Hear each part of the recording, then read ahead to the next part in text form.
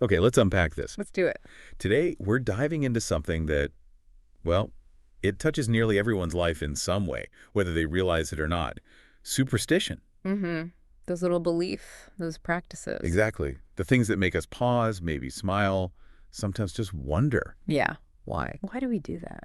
So this deep dive is built from some really fascinating sources, excerpts from the Wikipedia entry on superstition. A good starting point. Our mission to kind of peel back the layers on what superstition really is, where it Yeah. comes from. And how it still influences us, right? Even in unexpected ways. Totally. So get ready for some perhaps surprising facts, maybe a few aha moments. Mm-hmm. We're really asking, why do these seemingly irrational beliefs stick around, even thrive in our supposedly rational world? It's a great question. So to kick us off, what exactly is superstition? I mean, the source material describes it pretty commonly, right, as an irrational or supernatural belief. Or practice, yeah.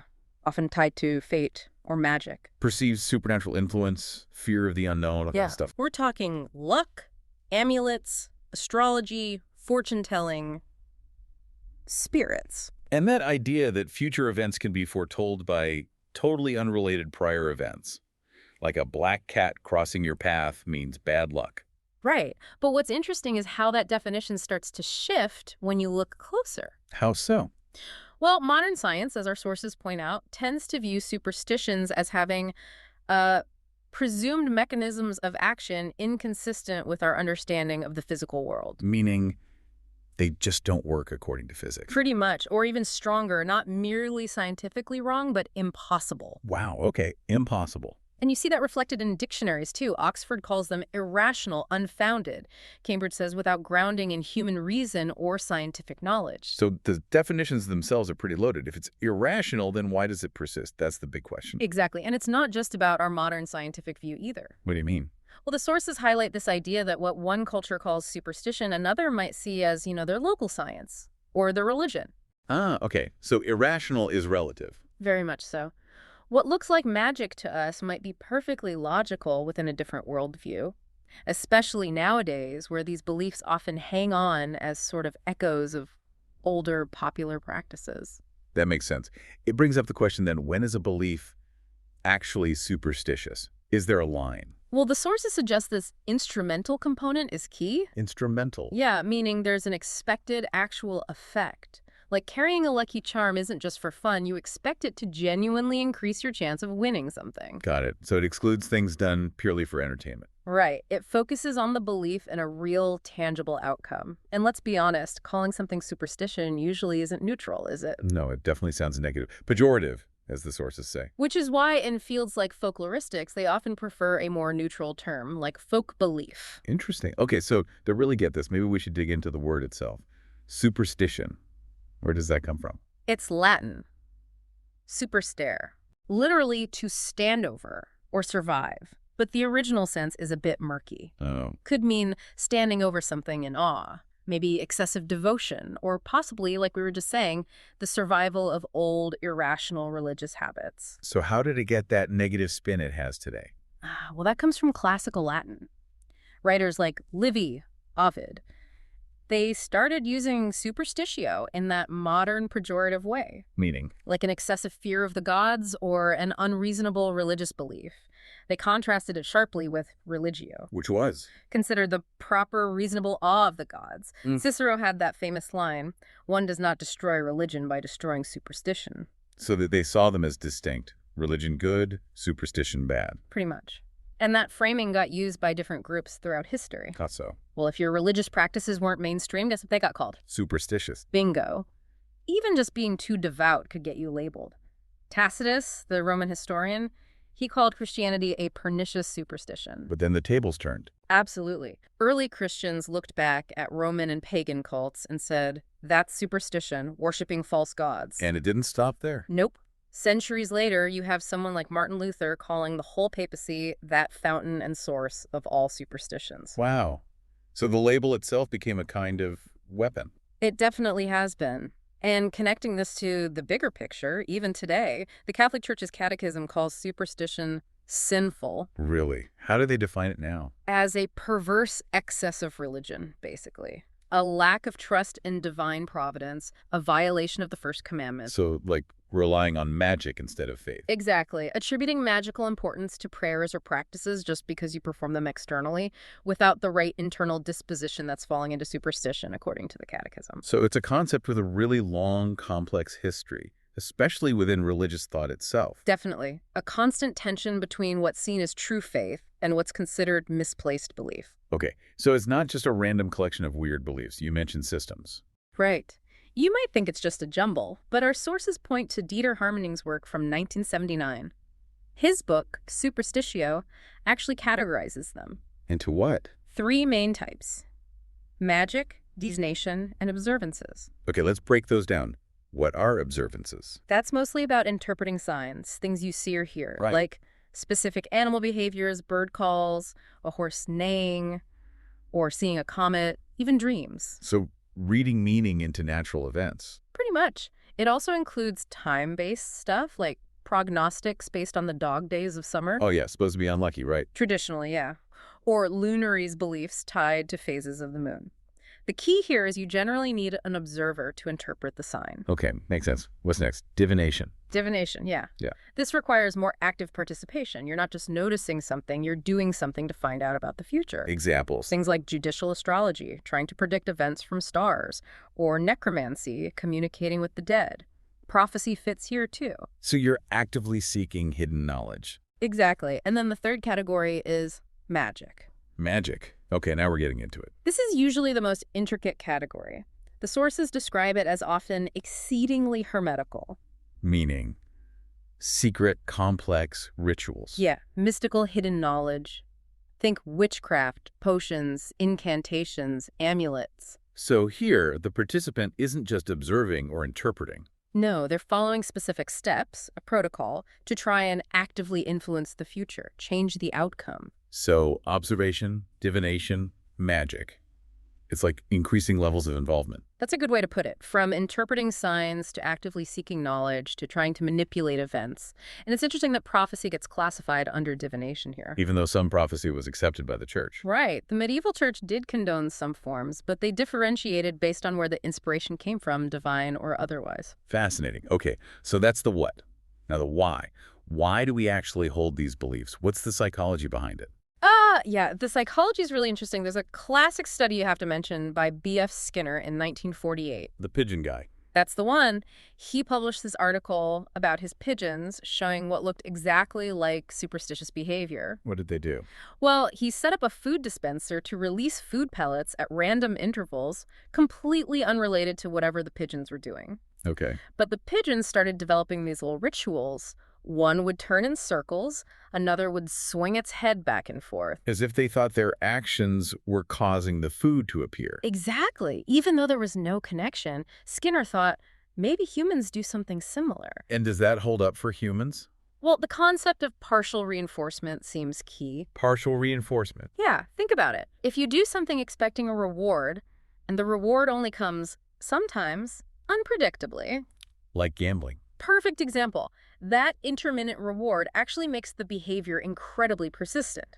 Skinner found some of his pigeons, conditioned this way, would peck thousands of times without getting any food. Wow, 10,000 times. Yeah. That's persistent. It really is. These behaviors are super resistant to extinction, which helps explain why superstitions can be so sticky, so hard to shake. So even if our lucky ritual only works once in a blue moon, that's enough to keep us doing it. It seems so. It taps into that deep human desire for control, especially when things feel uncertain. Even a perceived, maybe irrational link can provide some psychological comfort. There's also an evolutionary angle, right? Yeah, some argue natural selection might actually favor a tendency to make connections, even weak or wrong ones. How would that work? Well, imagine our ancestors. If there's a huge survival benefit to making a correct association like rustling grass means predator nearby, then the cost of making a few incorrect superstitious associations. Like that weird cloud formation means bad hunting tomorrow. Exactly. The cost of those mistakes might be relatively small compared to the benefit of getting the important associations right. Better safe than, sorry, evolutionarily speaking. See a tiger in every shadow, just in case. Sort of, yeah. Overgeneralizing associations might be safer overall. Okay, what about connections to other psychological stuff, like OCD? Ah, yes. The sources definitely highlight a link there, especially with a component of OCD called magical thinking. Magical thinking. It's where someone believes that if they don't perform a specific compulsion, like tapping something a certain number of times or avoiding cracks in the pavement, Then something bad will happen. exactly, either to themselves or someone else. They might religiously avoid the 13th floor or have to wear their lucky socks for a big exam. Even if logically they know it doesn't make sense. Right. The logical part of their brain might know it won't actually save someone, but the anxiety, the fear is so overwhelming that they do it anyway, just to be sure. And this pops up more in certain contexts. It seems to appear more often in people with religious backgrounds or from cultures where belief in magic and rituals is more common. The cultural context matters. There's another theory too, right? About intuition versus rational thought. Yeah, Jane Risen's idea. She suggests superstitions are basically intuitions that people acknowledge to be wrong but acquiesce to rather than correct. So, like, my gut says, don't walk into that ladder, and my brain says, that's silly. But you walk around it anyway. It's like your fast, intuitive thinking Kahneman System 1 throws up the superstitious thought. And your slower rational system 2 catches it, flags it as irrational. But you just kind of let it slide. You don't override the intuition. It's an interesting internal negotiation. It really is. And how are these beliefs actually thought to work in people's minds? Do people think a lucky charm gives them superpowers? Generally, no. It seems people believe superstitions work more by tweaking the likelihood of things that could already happen. So not creating new possibilities, just improving the odds of existing ones. Exactly. Like, a lucky golf ball might help a golfer play at their absolute peak ability, but it won't suddenly give them a 500-yard drive they never had before. Okay. And what about rituals? Do they actually do anything? Well, preliminary work suggests that rituals, superstitious or otherwise, can actually reduce stress. Ah, so the calming effect is real. It seems so. And reduced stress does improve performance in many situations. So the benefit might not come from the superstition itself, but just from the act of performing a familiar, calming ritual. Any old ritual could potentially do it. That makes a lot of sense. Okay, so when do these beliefs tend to surface most? The sources point to two main situations. First, when something really unlikely or surprising happens. Like winning the lottery twice. Yeah, or some major coincidence. People are more likely to attribute that stuff to something supernatural, maybe as a way to feel like there's some order or control in a random world. And the second situation, When the event is negative. more than when it's positive. Seems so. It's Yeah. called negative agency bias. Think about sports curses. The Boston Red Sox had that 86-year drought blamed on the curse of the Bambino. Right. Everyone talked about the curse. But when they finally won in 2004, what was the explanation? Oh, it was the team skull, the players, the rebuilding. Exactly. Not the curse was finally broken by counter magic. Hmm. The supernatural explanation was mostly reserved for the long period of losing. Fascinating. So we look for external, uncontrollable forces when things go wrong. It often seems that way. Okay, so this isn't just ancient history or psychology labs. This stuff has real-world impact, right? Even, like, economically. Yo, absolutely. The sources mention how superstitions act as a kind of mental shortcut, a heuristic, influencing actual consumer behavior. Like what? Purchasing decisions, how people gamble, whether they enter contests or play promotional games, even stock market investments. Seriously, stocks. Apparently so. And there's even an estimate, get this, that somewhere between $700 and $800 million are lost in business every Friday the 13th. Just because people avoid doing things on that day. Yeah, they refuse to travel or buy big ticket items or conduct major business deals. Just because it's Friday the 13th, that's a huge economic footprint for, well, a number on a calendar. Wow, that's staggering. And it's not just personal finance, is it? Didn't you mention ancient Rome? Right. The Greek historian Polybius actually observed that in Rome, superstition wasn't just tolerated, it was seen as useful. Useful how? It helped maintain social cohesion, kept people in line. He basically saw it operating as an instrumentum regni, an instrument of rule, a way to manage the populace. So leaders could actually leverage these It beliefs. seems they could, or at least believed they could, which makes you wonder, when did people start actively pushing back? Good question. When did this skepticism really take hold? Well, even back in the classical era, you had debates about whether gods even existed. Hmm. Opposition to superstition definitely grew then. Like with Cicero. Yeah, philosophers like Lucretius and Cicero were quite critical. Remember Cicero's line about destroying superstition, not religion? Right. The Roman Empire even passed laws against people who tried to whip up excessive religious fear. So there was pushback early on. What about the Middle Ages? Was it all just accepted then? Well, God's influence was largely taken for granted, but you still had figures like Emperor Frederick II outlawing certain irrational practices, like trials by ordeal. Trial by ordeal, like dunking someone in water to see if they float. Exactly. He banned those. But the really big shift came with the Age of Enlightenment. Makes sense. Rediscovery of classical thought, scientific breakthroughs. Precisely. That led to a significant rise in disbelief, or at least questioning. Figures like Baruch Spinoza were key, publicly criticizing superstition, really challenging those ingrained beliefs. So that marks a major turning point in how society viewed all this. Definitely. Okay, this deep dive wouldn't be complete if we didn't look at some specific examples.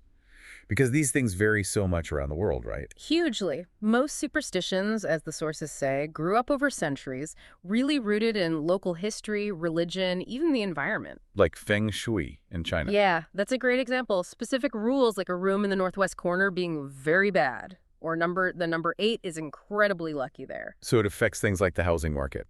Absolutely. People pay premiums for addresses or phone numbers with lots of 8s.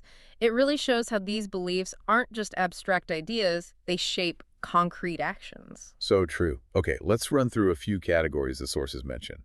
Animals first. Animals are classic. We all know the black cat one in the West, right? Bad luck if it crosses your path. Yep. But for locomotive engineers, it's a hare crossing the tracks that's bad luck. Huh. Okay. Different animal. Same idea. And in Brazil, apparently some motorists actually swerve to hit giant anteaters. What? Why? Because they believe if an anteater crosses their path, it brings bad luck. Which is terrible for the anteaters, obviously. That's awful. Any positive animal ones? Sure. In older folklore, the northern cardinal, that bright red bird, it's associated with visits from heaven. Seeing one is a good sign. There's even a saying, cardinals appear when angels are near. That's nicer.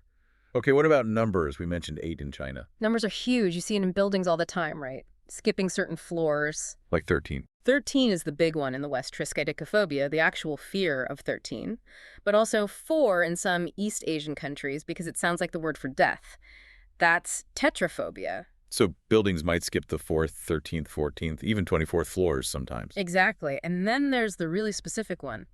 Hexacosio-hexacantahexaphobia. Whoa, say that again. Hexacosio-hexacantahexaphobia. Fear of? The number 666. Ah, okay. Got it. What about objects? Lucky Charms and stuff? Objects are everywhere. Remember the rabbit's foot, huge during the Great Depression? My grandpa might have had one of those. Very possible. More recently, during the pandemic, the sources mentioned people in parts of Indonesia making traditional masks, tetek melek, from palm fronds to hang in doorways for protection. Wow. What about unlucky objects? Breaking a mirror, 7 years bad luck, right? That one's ancient, goes back to Roman times, and you find versions of it all the way to northern India. 7 years is a long time. It is. Horseshoes are another classic lucky object, though people argue about which way to hang them. Oh yeah, points up or points down? Right. Points up to catch the luck, or points down to let it pour out onto you. Sailors used to nail them to the mast to keep storms away. Makes sense for sailors. Any others? In China, yarrow stalks and tortoise shells are used in fortune-telling, so they're considered lucky. Brooms have superstitions too, apparently. Sweeping within 3 days of the new year is bad luck because you sweep your good fortune away. Don't want to do that. Okay, last category. Actions. Things we do or don't do. Lots of these. In the West, don't walk under a ladder. Check. Touch wood or knock on wood. Do that all the time. Throw spilled salt over your left shoulder. Into the devil's eye, right? That's the idea. Don't open an umbrella inside. In China, wearing certain colors, like red, is lucky. And in the theater. Classic one. Break leg, meaning good luck. Though, interestingly, among professional dancers, the traditional saying is apparently med. Which is French for? Well, let's just say it's not polite, but it means good luck in that context. Right. You know, it's funny, you mentioned not opening umbrellas inside. I read somewhere that had a practical origin. Oh, yeah. Back in, like, 18th century London, Umbrellas were these big, clumsy things with metal spokes and springs. Opening one indoors in a crowded space was actually dangerous. Uh-huh. So it wasn't superstition, it was just don't poke someone's eye out. Pretty much. Or that thing about looking left and right before crossing train tracks for safe travels, it just meant look both ways. It's a good reminder that what seems irrational now might have had a perfectly logical root way back when. Our definition of rational isn't fixed. Exactly. So wrapping this all up, what does it mean for you listening? It's worth thinking about how deeply ingrained these beliefs still are, isn't it? Even in our modern, techie, scientific world. Yeah, how many little rituals or traditions do we all participate in, maybe without even thinking, that have roots in what someone somewhere would definitely call superstition? And maybe what stands out most is how that definition, that label of superstition, has shifted and been used over time. Yeah. Perhaps the biggest question isn't just, is this specific belief superstitious? Mm. But more like, how much of our everyday thinking and behavior is still driven by that fundamental human need for control, for predictability? Or just by that powerful gut intuition, always looking for patterns, even when maybe, just maybe, there aren't any there. Something to think about.